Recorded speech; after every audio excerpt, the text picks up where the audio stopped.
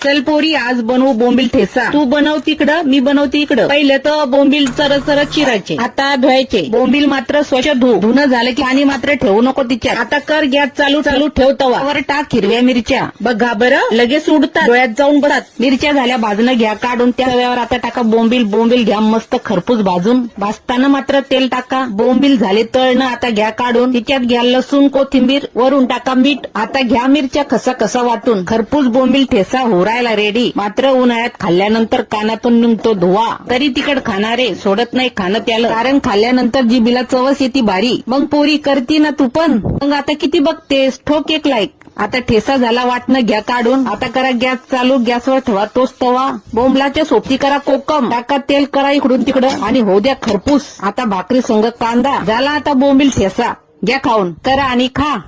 पोरी फॉलो केल्याशिवाय जाऊ नको.